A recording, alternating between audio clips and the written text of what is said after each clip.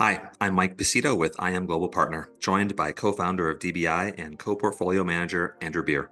Thanks for joining our July 2024 update on the IM Global Partner DBI Managed Futures Strategy ETF, ticker DBMF. We've titled this monthly edition The Yen Before August because reviewing July will be quite old news by the time this update comes out. As markets go, things move slowly until they move fast. Things have moved very fast to start August. But we have been here before with DBMF and haven't changed the model through volatile situations. We believe our index plus replication approach has proven itself historically, and we've seen our share of short-term whipsaws. So rest assured, we'll address August fully in next month's update. That said, we continue to believe managed futures and DBMF should be considered within the alternatives allocation of portfolios. So Andrew will touch on positioning, attribution, etc. in this update as usual, alongside further thoughts and color on macro, drivers of performance, and how we look to deliver that with consistency over the long term. So with that, Andrew, over to you. Thank you, Mike. So in July, DBMF lost around 3.7% net and is still up around 14% net on a price basis year to date.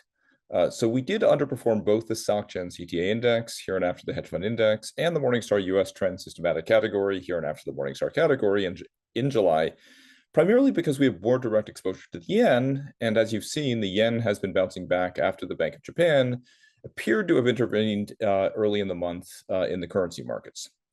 As we discussed last month, our outperformance this year is due to both avoiding whipsaws in non-core positions, certain commodities and currencies, for example, but also through higher concentration in some trades like the yen that overall have been working better. As anyone listening to this will know, we gave back more of that outperformance in the first few days of the month, and this, of course, is something we'll discuss in great detail in a month.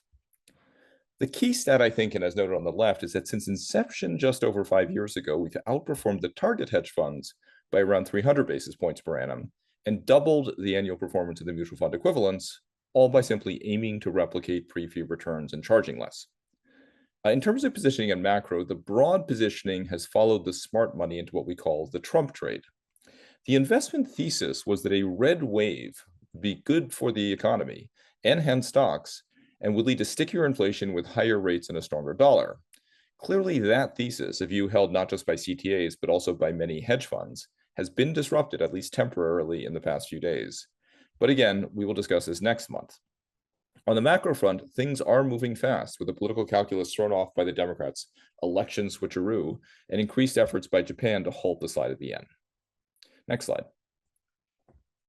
So this slide shows year-to-date performance of DBMF versus the SocGen CTA index and the Morningstar category. To reiterate the 2 points we made last month, first, replication has maintained a high correlation all year long. The second is that the outperformance gap widened in May and June, but narrowed slightly last month. This kind of variability is to be expected. In May and June, we outperformed by avoiding a number of positions, the Mexican peso, some commodities, a few European equity markets, etc., that whipsawed hedge funds due to idiosyncratic factors. That helped us. In July, the idiosyncratic move was concentrated in the yen, which led to modest underperformance. So we gave back some of that outperformance. But it's the long term that matters for any serious investor. And that brings us to the next slide. So here is inception to date performance. DBMF has outperformed the target hedge funds by approximately 300 basis points with a correlation of 0.9. But more relevant to most listeners, DBMF has doubled the performance and Sharpe ratio of the mutual fund and ETF peer group. Next slide. As noted again and again, the real reason people invest in DBMF is for diversification. And hence, here's our regular chart on stocks, bonds, and DBMF. Since inception, DBMF has returned around 9% on a price basis per annum, with a negative correlation to both stocks and bonds, and nearly 1,000 basis points of annualized alpha to equities. Of course, as any student of the space knows, correlations will rise and fall as the positioning of the industry changes, but the important thing is that managed futures can serve as a valuable complement to traditional assets. Next slide, please. Here's our slide on volatility-adjusted positioning. The red dots are from the end of June, and the green bars are from the end of July. Starting on the left, we've cut long exposure to crude oil, but maintained it for gold. In currencies, we reduced our short position in the Japanese yen after the yen intervention scare early in July. On the fixed income side, we've maintained short exposure to treasuries across the curve, And finally, we increased overall exposure to equities, primarily by flipping from a short to long S&P futures contract. Of course, all these positions changed with a de-risking early in August, which you can follow if helpful on the dbmf.com website. Which brings us to the next slide. And here is contribution by factor. For this update, we broke it out by 1Q, 2Q, and July to underscore the significance of some of the moves this year.